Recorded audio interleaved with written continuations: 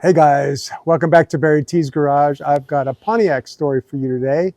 Ed Smith is going to give us a little rundown on what he's been working on, and it's a little bit different. Maybe not what you're expecting, but I'm looking forward to learning something, and I'm happy to bring you along. So here we go. Good day, good week. Everybody's enjoying themselves. Especially I'm enjoying myself. Last Monday, that was a week ago, yesterday, and I had a new heart valve put in.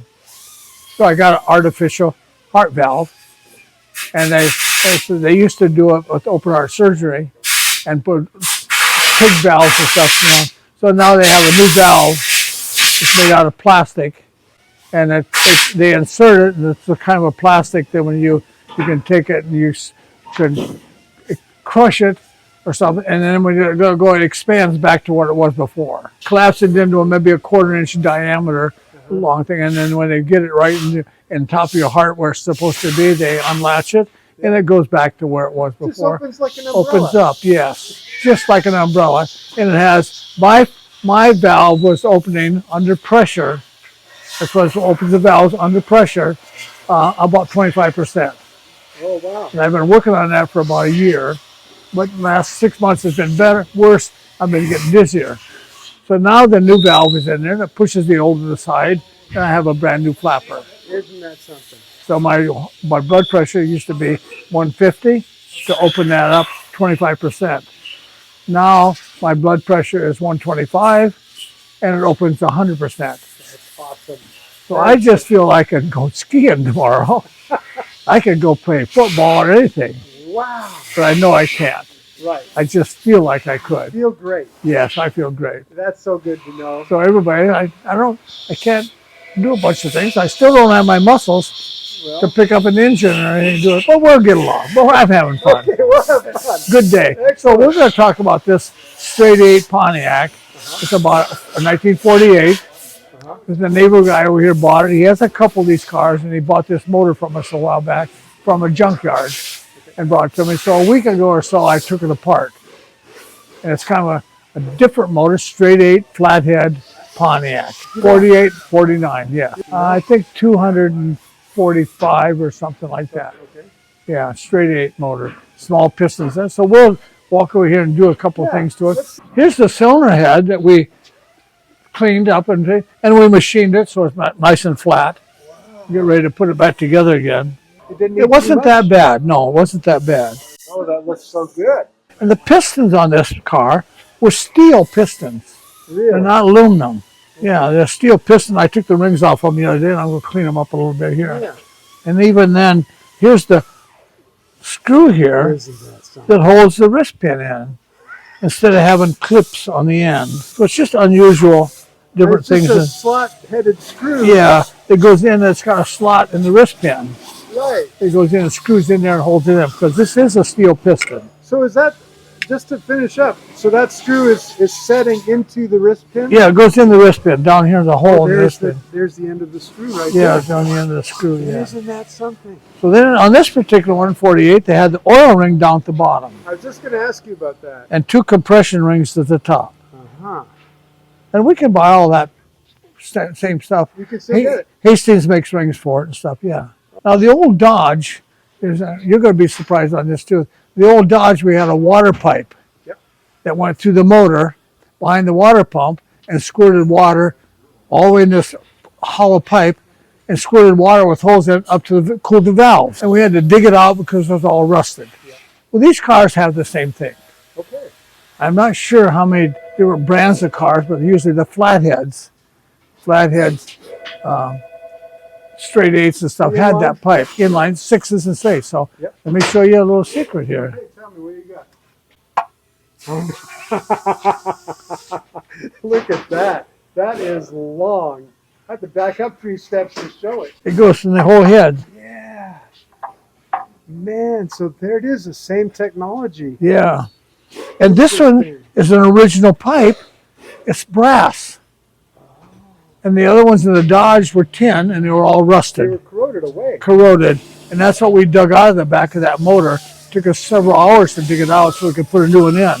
This original pipe, it looks like brand new. It's brass. Yeah. What a difference There's in a cover in the material. end. Yeah, it's really different. And it pulled right out of the motor. When I pulled it out, made my day because I expected to dig it out for several hours. No, it was just fine. So I know you didn't know that before until just now. No, that's right. I did not know that. So we can go out and look at the motor. We've burned it and in our machines and stuff. And after we get all done, there is 2 cracks in it. Oh. Right here's a crack, right there. Yeah. This one and this one are cracked. Yep. And that's probably because the motor's so long. Yeah, they are in the middle, aren't they? Yeah. So it gets hot and cold, Yep. and keeps stretching, expanding, contraction, and cracked it. Uh-huh. So I think we're going to probably send this one out. It depends on the customer. Whether he wants to spend that much money on it or junk the whole project. I see. So, and right now we're just cleaning some parts and we're down to this decision. Okay, so when you send it out, who do you send it to? What do they do? Well, they would put it in an oven, a huge oven, and they do weld up diesel heads. Okay. The diesel heads that cost maybe $10,000 for a diesel head. It's cracked. So they can put this in the same oven, they'll grind the crack, and then when it gets almost, I don't know how hot they run, the big oven, then they go in there and weld it all up for us. And they weld up material, we can machine. Yes, I can take it from there. Yeah, it's all right. Yeah, it's all Well, good. it did clean up real well. Yeah. I mean, it looked pretty clever. So I guess are these the original factory markings? Yes, yeah. Look at that. Yeah. Interesting. Probably there's usually VIN numbers. Yeah, right. Now, did you have trouble getting it apart? No, not really. It came right apart. Yeah, there's 2 side panels on it. We adjust the valves and stuff. Right. It gives you the water pumps right here. So we'll just shove this. Oh, It all goes all the way in there. All the way back, and it shoots up. I guess, Shoots water up on the valves and stuff and cools the whole motor. Yeah. Okay. Yeah, it goes the whole length of the motor. Yeah. There it is. Yeah. You see it shows it now, not to be too technical, Yeah. but it does have these holes line up right between the valve seats Oh, right. in the blower. So it's a little bit of their engineering, and they know what cools the valve seats. The cam's good. It's excellent. Yeah, it's really good. And all the lifters are good, and all the valves are good. And I don't think I've seen any burnt valves in it. I don't know how many miles is on it, but there was the one thing that we took it apart with the steel pistons. The rings were wore out, but the rings were wore out differently. They were wore out up and down. Really? Yes. So after we took the rings out, they're usually the surface of a ring is a square surface, rectangular ring. So this was more or less beat up. It was like a T. Really? Yeah, the ring was so wore out, going up and down, that it made the ring material cross section of the ring was like a T. Oh, I understand now what you're saying. Yes. Okay. I took many years ago, I took a 49 Cadillac apart, and the rings were so wore out that they were 2-piece, and they were worn in the back like a piece of tin. So what we're saying is the part that goes in the ringland Yes, got pushed up and down against the piston so many times that it got smaller. that's right. Okay. Yeah. Camera. Yeah, it was quite a bit Yeah. as far as wore out. Probably 10 thousandths on this side and 10 thousandths on the other side. Yeah. At least 10 thousandths. That's yeah. a lot. Yeah.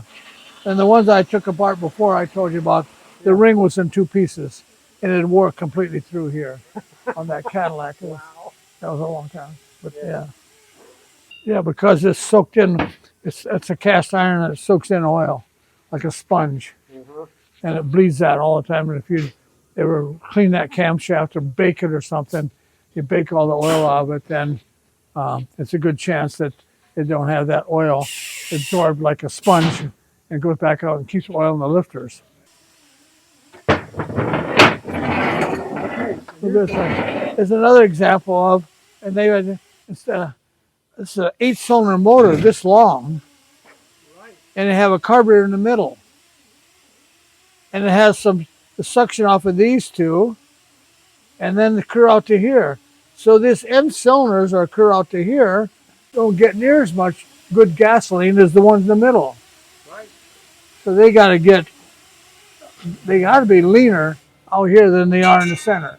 So, as a good hot rodder, looking at this stock setup, what Even- would you do to this if you were going to kind of try to get it? Put two carburetors on it, one on this end, one on this end.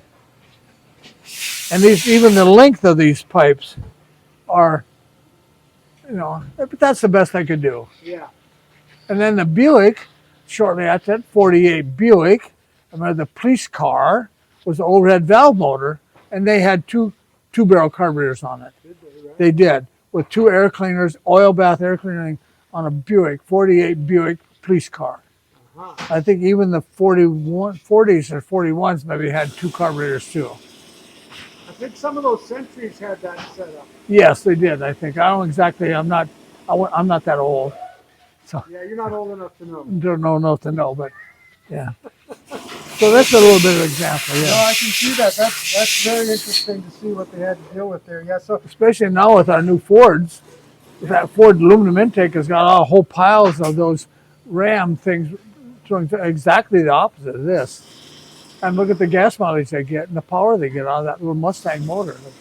Mustang with that whole aluminum intake, and those are all measured exactly the same length. That's what that whole intake is about. And the new Ram fuel injector cars are all the same length. yeah, All the cylinders, yeah. interesting. So this is the opposite. They learned a lot over the years. Yeah. Well, they do, yeah. Yeah, that's good. As always, thanks for joining us here at BarryTsGarage. Please remember to subscribe, like, and we love your comments. Don't forget to put your questions in for Ed. He loves answering them, and it's interesting to learn from him. These questions really spark a lot of good conversations. So thanks for your participation in that, and we'll see you again real soon.